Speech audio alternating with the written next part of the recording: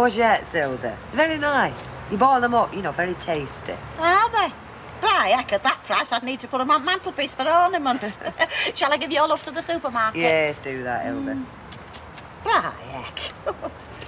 Another satisfied customer. Oh, not so you'd notice. I don't think you'll ever get rid of these courgettes. Well, give them a day or two.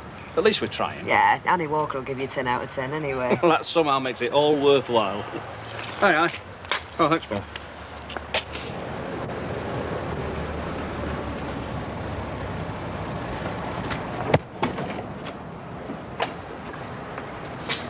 Morning. Hello. How are you this bright and beautiful morning? Oh, not so dusty. All right to talk to you. How do you mean? Well, I was talking to your fairy godmother yesterday. Or rather, she was talking to me after she clobbered me with her wand. Oh, heck. What does she have to say? Oh, you know I'm talking about her. Well, I take it you're talking about Emily. That's right. Emily. PC Plod. She said I was obstructing the path of true love with me Jake. She warned me off for false pretences, perjury, breach of promise, flashing my money around to the detriment of moral behaviour.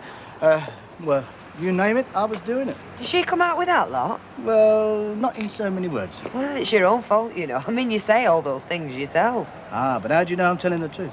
I mean, if I'm all those things, I could be a liar as well, couldn't I? So what else did she have to say? Anything? Well, she gave me the impression that Noddy down the street there had come up with a proposition, and I was to leave you alone till you made up your mind. And are you going to? Well, that depends what that proposition was. Was it till death do us part? Nah, not exactly. Well, not next week, anyway. And I think he just wanted a clear field. And what do you want?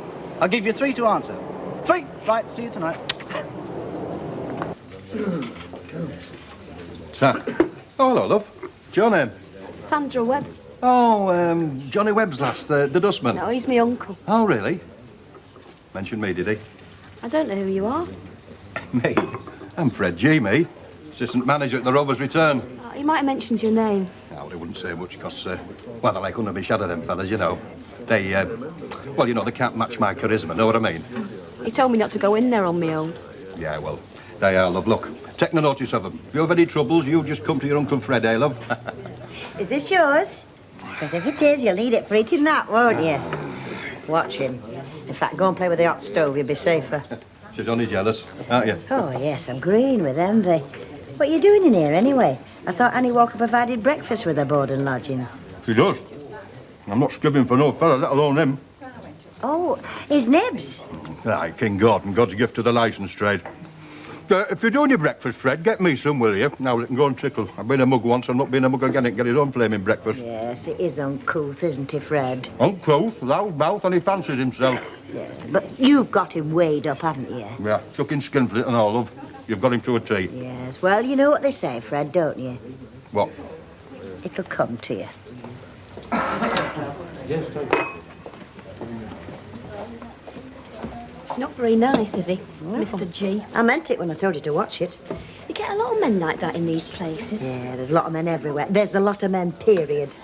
They're not all like that, though, are they? I mean, Mr. Randall's nice. You like Mr. Randall, don't you? I like a lot of men. No, but I mean special. Go on, you can tell me. Woman to woman.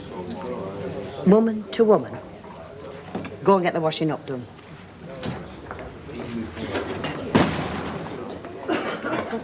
Sit down here, mate.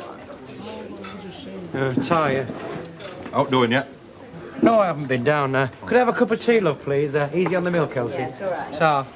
Make a fresh pot. He doesn't like it stewed. He's nice, isn't he? Yeah. Look where it's got him. I say the economy's on the upturn, Bert. Do they? Well, I haven't noticed it. Stop your whinging, Bert. Count your blessings. Licking in bed these freezing mornings. What about me? I'm up at the crack of dawn, me. In the freezing cold humping barrels in the Rovers, aren't I? Well, I don't just lie there, you know. I do get up. Listen, I know what you're going to say. There's thousands that'd like to do the same. You know, 40 hours for 50 notes a week. Lots of fellas would like to do the same old repetitive job hour after hour. Well, it's a pity, Bert, they didn't do it when they had the chance, because they didn't, did they? That's why we're in this flipping mess, Bertie. Well, don't lump me in with them, thank you very much. No, none of my mates either, all right? Look, I'm not meaning you. I'm saying some of them. They were laughing and joking all the way to the strike meeting, weren't they? Well, they're laughing and joking on the other side of the face by heck now, mate. Look, scrub round the tea, would you, love? Better get down there, Anna. What's up with him? Don't you touch your conscience, Alf? Touch your conscience, that's all. Gets to us all sooner or later. Ah, any chance of a cup of coffee for a genuine worker? Yeah, send him in. Let's have a look at him. In the kitchen, the kettle's boiling. Oh, thanks for nothing. Hey, how are you doing out there? Well, I finished, haven't I? I don't hang about me. Not like some I could mention. Fancy giving us a hand peeling some spuds for this out-pot supper? Look, I'm a cleaner, not a spud peeler. We're barmaids, but we still get segs on our hands. Oh, yeah. Next you get'll be the first. You're not mucking in then? No, I'm not. Like I said, I'm a cleaner. I do me cleaning, take me money, and that's the end of it. Everything all right? Couldn't be sweeter.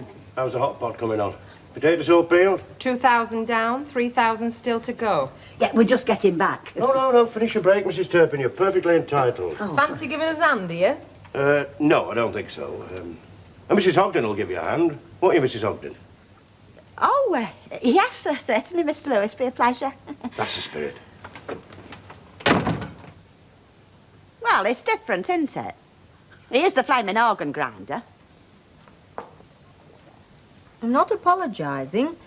I spoke to Mike because I felt he ought to know the situation, and I was pretty sure you wouldn't tell him. I see. That's what friends are for. Has it ever occurred to you that you might be wrong about Mike? I'm not wrong. And Ken, for that matter. I'm definitely not wrong about Ken. I'm not saying he has no faults. Of course he has. Everybody has. But, well, at least you know where you are with him. Go on. Say it. What, Emily?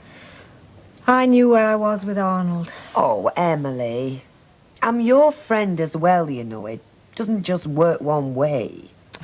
I'm sorry, I must... I didn't mean... I know you didn't, you daft devil.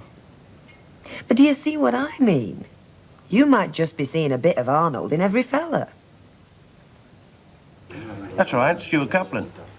I'm right, aren't I? He is in denim. Yeah, that's right, in a big way. Oh, you can say that again. Nice house in Prestbury. Mercedes in the garage. But he's never forgotten where he started, Stuart. Comes down to the club occasionally, a game of snooker. He's a nice man. I've been up to his place many a time. Meals and that, round of golf, that sort of thing. Yeah, very nice. What are you having? Oh, I'll have a drop of scotch, will you, please? Mr. Fairclough? No, I'm all right, sir. Oh, you've got room. Half of the same. Yeah. Bet. Large scotch here and half a bit for Mr. Fairclough.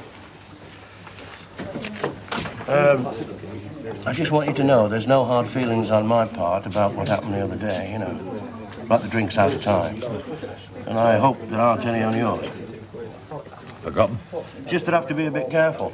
I'm aiming for a place of my own, and in this business, it's very easy to block your copybook. I mean, you're both in business on your own account. You both of you know what I mean. The average worker these days will drop you in it without thinking twice. Just a half, was it then?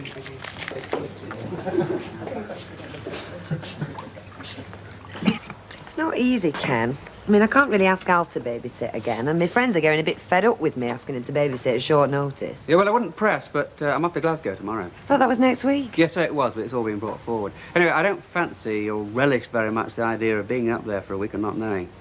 You thought about it? Yes, I have. Oh, why, parky out there. Well, it is only February, Hilda. Yeah, that's true. Right, what can I get you? Oh, it's all right. I don't mind hanging on. Ken's waiting for Alf. Oh. Oh, well, just a quarter of my tea then, please. Right. Brew myself a nice cuppa and get back to me Barbara Cartland. I think I've read any of hers. Oh, they take you out of yourself. Not that life's like that, of course. I mean, all that romance and lovey-dovey stuff. Oh, I don't know. Might be for some folk, eh? You've got an answer for me, then? Yes, I have. Sorry I'm late, love. Oh, hello, Ken. Listen, you go for your dinner and I'll take over. It's all right, there's no rush. Listen, do you want a cup of coffee? Oh, yeah, thanks. OK. Well, why don't you both go through? Look, don't blame me for being late. Alderman Bury backs you up in a corner, you can't get a word in edgeways.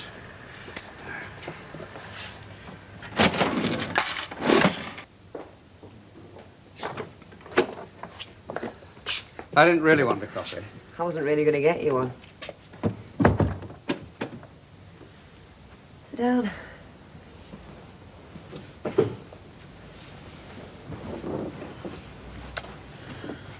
Now then, I better get this straight, hadn't I? You want me to devote my life to you. Romantically speaking, that is. Well, no. I mean, that really is a bit Barbara Cartland, isn't it? Now, I know what happened before, and I let you down, but I'm asking you again. So, I've got to give up all my fellas, such as they are, and you and me have this sort of official arrangement whereby one day we might get married unless something happens. Look, I don't know how to put this, Ken, but... Well, I was let down once, and I don't want to be let down again. It's not just that. I know this might sound silly, but... Well, I still haven't got over Ray. I don't mean loving him or anything. That went a long time ago, but... Well, I thought that was for life. And it wasn't for life. So the next time something starts, I've just got to be very, very careful. I would like nothing better than to say I love you, Ken, and that's all that matters, but I'm just not letting myself say things like that. I'm not even thinking things like that. Not yet. I was wrong once, and I don't want to be wrong again. All I want... Okay. You're saying no. I'm saying no to your proposition. I'm not saying no to you. I'm not running away from you, Ken.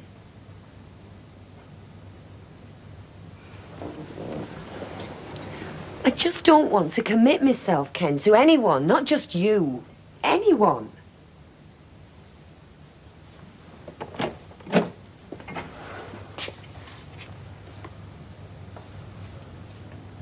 You are running away from me.